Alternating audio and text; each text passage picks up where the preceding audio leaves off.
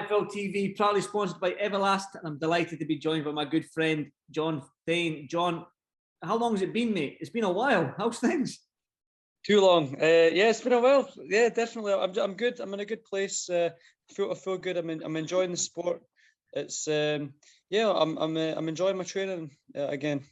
Good. I see that you're doing a lot of work down in our old club, well, my old club, Lock End. You're doing a lot of work in there, keep teaching the young kids how to throw a jab, which is good to see. The famous jab. The famous jab. Aye. Well, if I can, I think I've had the benefits of being coached by some really good people in the sport, and so anything that I've gained, I've just tried to like pass on to the fighters or to the people that come to train with me. That's been a really good thing. I enjoy that as well. The time always flies by, and it's quite good. I do enjoy teaching the sport. Definitely, and listen, as long as you're still in the sport, because I know how much you love the game of boxing. So, what was it like when you got a phone call to travel to Fuerteventura and be a sparring partner for Kell Brook? I mean, what were your thoughts about that? It was excitement. It was quite a mix of things, because it was just getting everything organised, and then also it was a step up from what we usually do. It's such a high profile. Like, people know about the sport. I actually said to my mother, I was like, so why are you going there? I was like, I'm going to Sparring Kell. She, yeah, but I know who that is. What why have they asked you to go there? That's what. Why you? Yeah, why are you? This guy's good, like. I was like, no, I know. That's what it was. I was like, no, he's really good, John. It was yeah. But that's the thing. So I've sparred some. I thought for myself personally, it was a chance to step up again. The level of who I'm training with just to to put myself into a high level environment. Mm-hmm. So obviously, what was it like? What were the spars like? I know what Kell Brook brings to the table, and I've seen you spar many rounds. I've seen you fight many fights. So what were the spars? How's Kell looking? What were the spars? Very sharp, mm-hmm. very sharp, very. He's got like it's a very there's no time when you can really switch off. It's the same as when I was sparring with Bradley Skeet before he fought his contest against Shiraz, mm-hmm. and it's just like there's no like real time when you can say, oh, I'm just gonna like rest during the round. You have to kind of constantly concentrate, because he's looking for openings, constantly looking for openings to the body or the head. He's a dangerous fighter. But it's exciting. It was exciting for me. It was something that like I can say that I've done. It's be involved in such a high level. Definitely. When you obviously Kell Brook and Amir Khan, you're a boxing fan. I know how much you know about the history of the sport and how much you delve into it. You know more than me anyway, which is something I think I know quite a lot about the sport, but you definitely know a lot. But obviously the Kell Brook Amir Khan fight, we probably should have had it maybe 3-4 years ago. We didn't get it. We're getting it now. So what are your thoughts on the fight itself then, John? You're right. It's something that's been waited on by fans for years. I think that this is a fight where it's personal. It's a fight where it's more of it's competition, but it's personal rivalry. It's been years in the making, and it's like he who wins has got. They've spoke about it before. It's on Kell's gloves. Bragging rights. It's bragging rights in the places that they're from, the town, like locally. It's just you don't. This is a fight where both men, neither man wants to lose. They really want to win this fight, perhaps more than any other contest that they've had before. John, that makes the fight great, I think. That's the thing. People are saying that it's too late, this fight, but the fight sold out within 3 days. I think, you know what I mean. It's sold out fast, so there's still interest in it. Big time, yeah, and it's one of those fights where people like that aren't necessarily involved in the sport. They don't really. They're going to tune in for this one. They're both names. They're both, they're big rivals. So it's definitely still that just shows you that people are interested in this fight, and it's like it sold out really quickly. It's it's been anticipated. John, what's I know you've been out there, if you've been sure you've been in a camp again, you sparred Kell Brook and the other guys that were there. What you haven't, I know you haven't officially retired, so what do you have ambitions to come back? What's the plans for John Thain?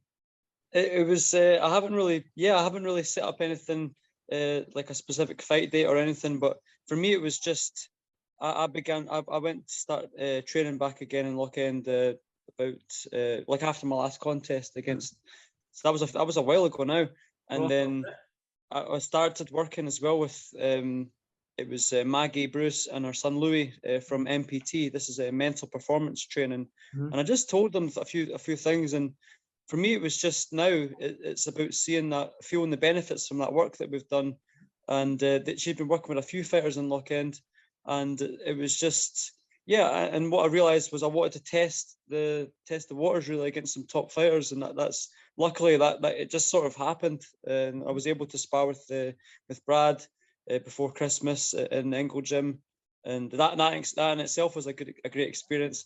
And then going out to Fortaventura, it was just me trying to see if what's still there for me, and to kind of test myself against a top fighter, and feeling that, and actually, I've made my peace with boxing, where it's kind of, like, no matter what happens, I've gave it everything, but I still think maybe that's what it is. I still feel like there are things that I still have a lot to bring, a lot to give.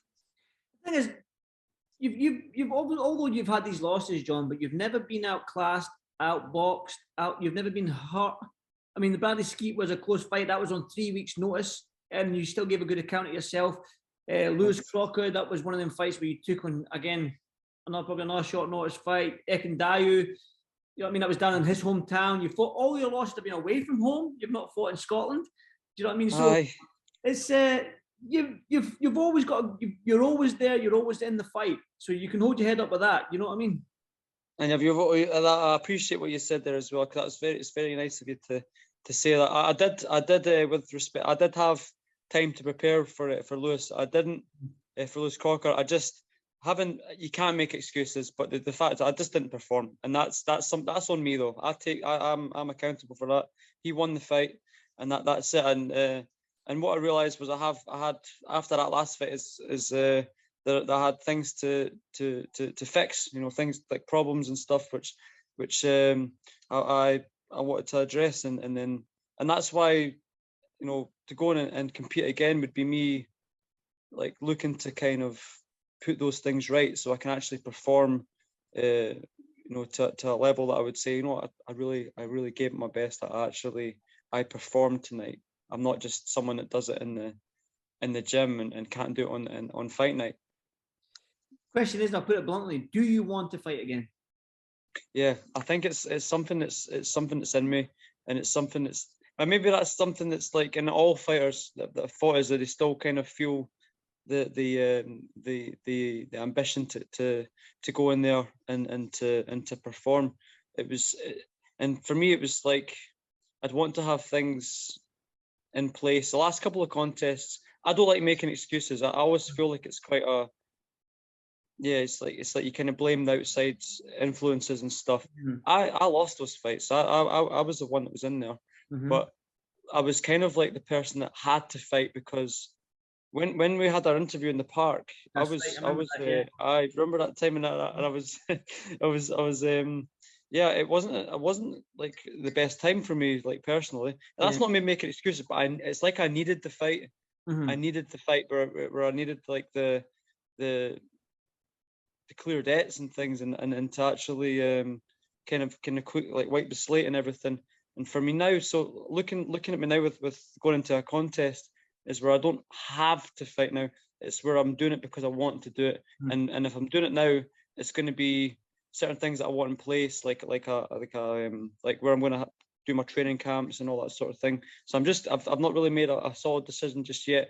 If I do it, I want those things to be right, so that I'm not just like hoping for the best. I've actually got everything in place. It's like totally correct. Definitely, John. And listen, I'd love to see you fight again, mate. You know me, I've been in the gym with you when you were, I can't remember, it was a good few years ago anyway, talking the lock in. I was watching. I'd be like, "This guy ever get tired, man? Like you're never ever tired. You're never tired, man. It's just John, you've never been tired in the gym. Let's be honest. You're just super fit. I see you're very kind. You're very kind. You're very kind.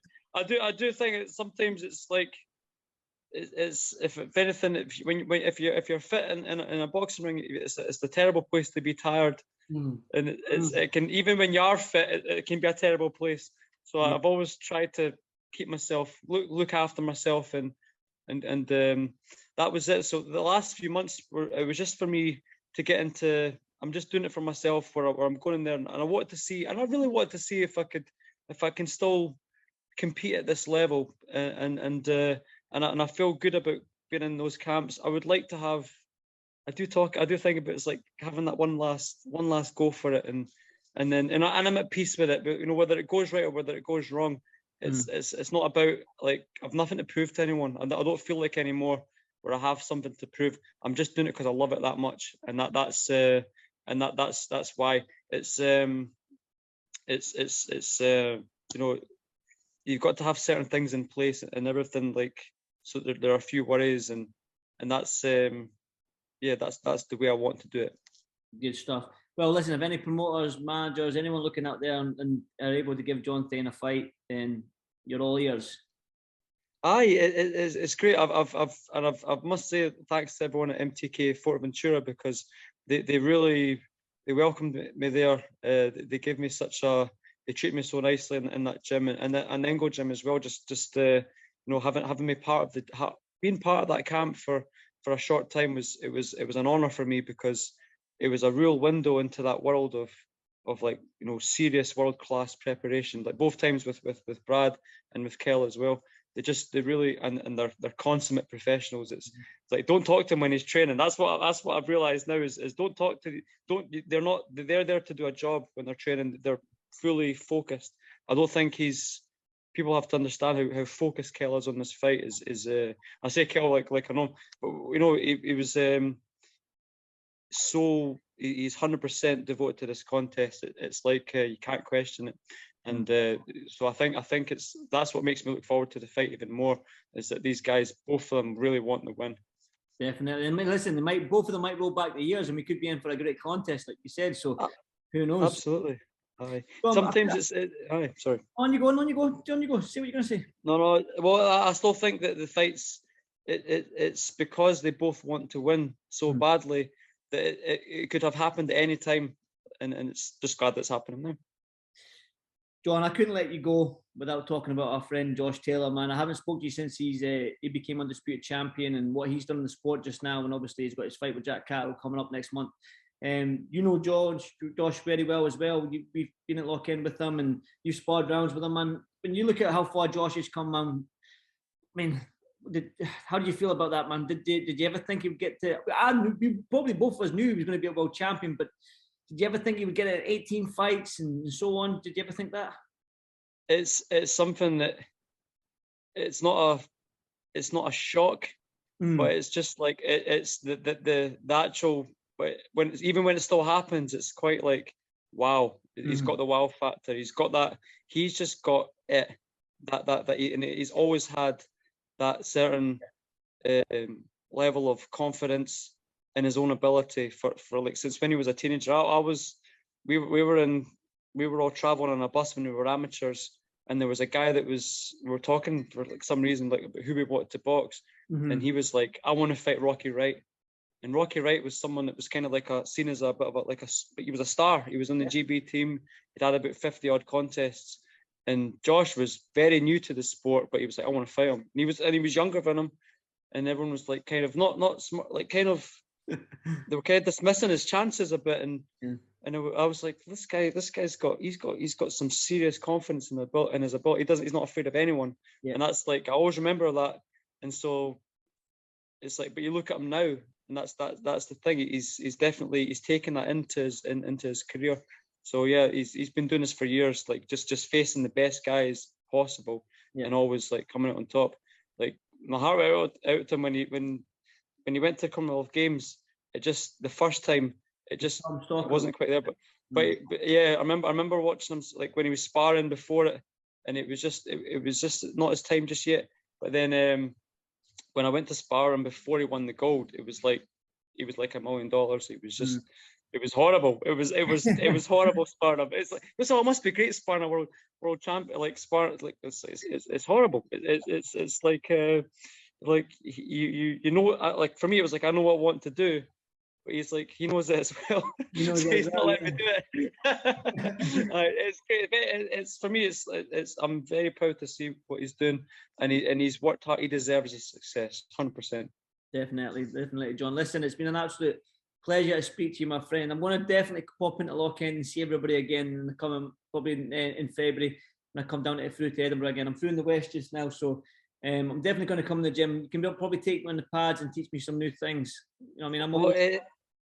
or maybe it's the other way around, because I see you doing the pads as well, and it's great to personally like to see you, like you actually you've went there as well. You've went up as in our sport as well. So it's great to see it because you worked hard for it and you put in all the hours. So I definitely, like, you know, there's a thing where you have to work hard for where you are, the position that you are, and you've done that. So I'll give you. Thank you very much, John. Listen, if any promoters are out there, I'll look watching this interview and they can give John Thain a fight, man. Give the guy. Listen, I want to see you fight. You deserve it. And like I said to you, you're probably the fittest guy I know. You're never tired. So listen, stick in, John. I'll come and see you next month, man. And thank you so much for doing this for FL TV, mate. Thank you. If anything, if there's any guarantee, at least I'll try and do some voices on a press conference. If there's anything like coming up, they'll be like, that's one. I can't guarantee like a great. Give me one now. Give me one now. Give me one now. Great try. Give me one now. They really like. I think they like me trying to do like Mickey from Rocky. Just like sign me out from this interview as Mickey from Rocky. Mickey from Rocky. Just try to think of one that he would do, and he was always saying like, it's like, you know, Mick, I want to use my other arm because if you do a chop it off, I want you to jab this bag 500 times. 500 times. I want you to jab this bag till it hurts. That's all I can think. Men goes black. Listen, I was telling you soon, my friend. Right, stay safe and I'll speak to you soon. I'll see you soon. I do apologise, but I wasn't great. But I enjoyed it. Listen, I enjoyed it, man. That's the main thing.